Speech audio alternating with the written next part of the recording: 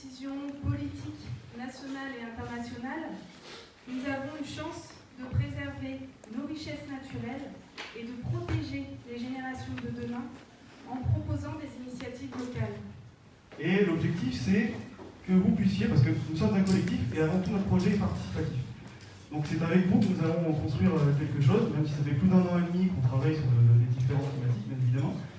On va vous inviter à inscrire sur ces post-it des idées, des actions, des projets qui, selon vous, pourraient caractériser Tournon Ville Verte, Tournon Ville Durable de demain. Donc on va vous laisser, oui, on va vous laisser 5 grosses minutes pour écrire sur les post-it si vous voulez bien. Et puis ensuite, nous, avec Sandrine, on va vous présenter les idées sur lesquelles on réfléchit depuis plus d'1 an et demi.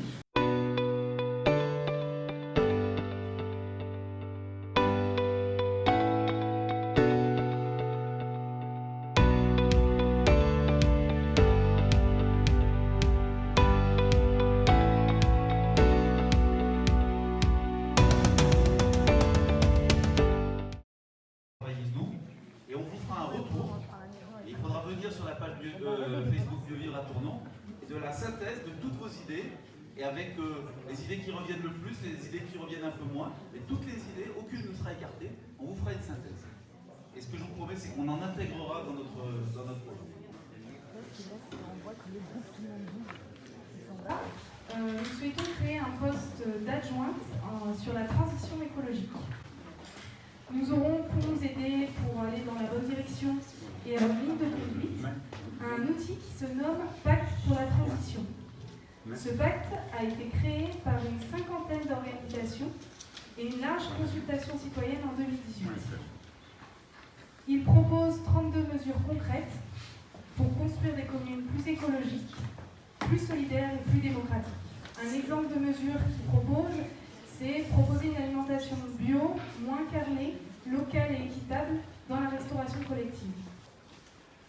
Alors comme je vous l'ai déjà dit tout à l'heure, notre objectif ce n'est pas de responsabiliser sur l'écologie et la transition écologique, mais au contraire de faire en sorte qu'on incite au changement comportemental.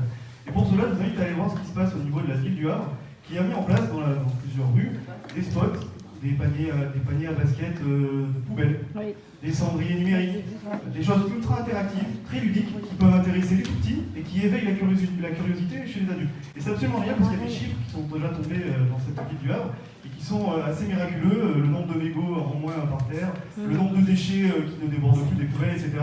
Donc c'est comme ça aussi qu'on peut valoriser l'action citoyenne et qu'on peut faire émerger véritablement un esprit citoyen durable, vert et respectueux de notre biodiversité et de notre environnement.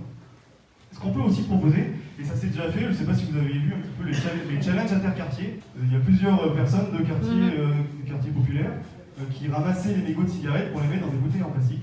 Donc voilà, c'est comment est-ce qu'on fait pour faire émerger une activité citoyenne, un groupe, un collectif, parce que nous sommes tous citoyens, nous sommes tous les mêmes, et nous sommes tous là pour faire avancer les choses, et pour faire évoluer le comportement qu'on pourra avoir par rapport à la biodiversité, à notre développement durable, et pour préserver notre commune, et pour la rendre un peu plus verte, un peu plus durable. On a un volet, donc la biodiversité. Nous souhaitons donc végétaliser la ville en plantant plus d'arbres, plus de plantes, en réduisant des espaces bétonnés. Nous voulons également lancer la création d'un jardin partagé. Le lieu reste à définir, mais nous le souhaiterons en centre-ville. Pour amener une biodiversité, notamment liée aux insectes, nous souhaitons fabriquer des arbres à insectes. Juste un petit point sur l'ITDT. On ne sait pas véritablement ce que compte faire le conseil municipal actuel de ce projet de restructuration de la zone. Mais par contre, ce qui est sûr, c'est que nous, on sait ce qu'on souhaiterait faire avec cette zone-là. Faire véritablement une zone de cohabitation entre piétons, entre les vélos, entre les personnes qui veulent, pourquoi pas, aller se baigner, créer une sorte de zone nautique qui manque à Tournon, clairement, puisque quand on va à 12 plages, on voit qu'il n'y a plus d'eau, donc on peut plus se baigner, il n'y a plus d'accès. Donc créer une zone nautique dans la zone ITDT, ça peut être une très bonne idée. Et on veut aussi faire de cette zone ITDT une véritable porte d'entrée pour la mobilité douce, on en parlera un peu plus tard. Pour la mobilité douce, on peut laisser notre voiture à ITDT et ensuite arriver au centre-ville de Tournon en vélo ou avec d'autres moyens de mobilité plus douce.